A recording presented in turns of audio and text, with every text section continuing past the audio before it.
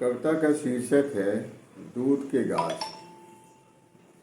दूध के गाछ अलसुबह कुछ प्रतीक शब्द बन दिल के दरवाजे पर देने लगे दस्तक हौले हौले। अलसुबह कुछ प्रतीक शब्द बन दिल के दरवाजे पर देने लगे दस्तक हौले हौले। मैंने झट से खोल दिए पल्ले, वे दाखिल हुए मेरे अंदर और धंसते ही चले गए। फिर उग आए कागज पर बेल बूटे, ज्यों अपने नवजात को देख माँ की छाती में दूध उतर आए। अपने नवजात को देख माँ की छाती में दूध उतर आया। वे सिर्फ शब्द नहीं थे, वर्ण मिलकर बने थे अक्षर। वे सिर्फ शब्द नहीं थे, वर्ण मिलकर बने थे अक्षर, जो शब्दों की शक्ल में खड़े थे, मानो वे हों मजबूत इरादों वाले मर्द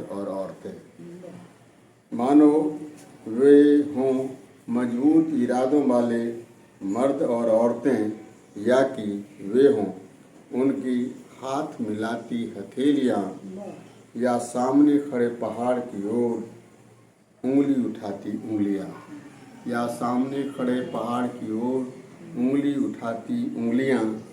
न जाने क्यों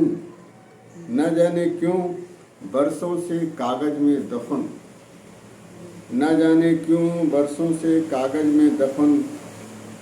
हमारी समझ कूद कर फैलने लगी।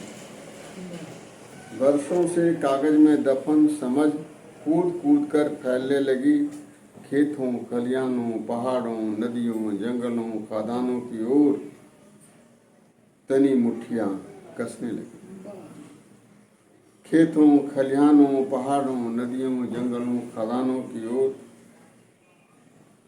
मुट्ठियाँ कसने लगी।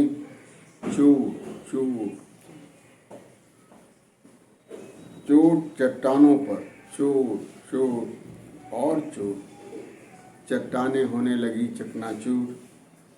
क्या वे दुनिया भर के मजदूर हैं? चोट और चोट, चट्टानें होने लगी चकनाचूर। क्या वे दुनिया भर के मजदूर हैं?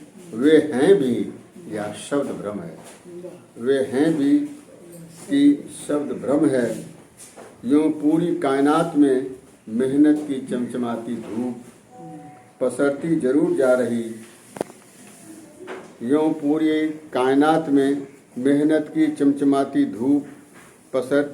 जा रही है, मगर उसे लीलने के लिए पश्चिम के उमड़ते पीले बादल छाते ही चले जा रहे हैं।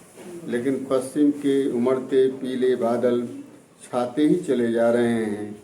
उन पीत राक्षसों का कौन करेगा अंत?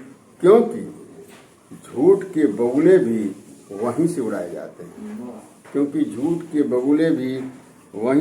जाते हैं। इसलिए स्यात जंगलों, पहाड़ों, खदानों की धरती पर उगने लगे हैं दूध के गाछ। क्योंकि स्यात जंगलों, पहाड़ों, खदानों की धरती पर उगने लगे हैं दूध के गाछ, उमकने लगे हैं माटी के लाल। क्या धरती हरी रहेगी या हो जाएगी लाल?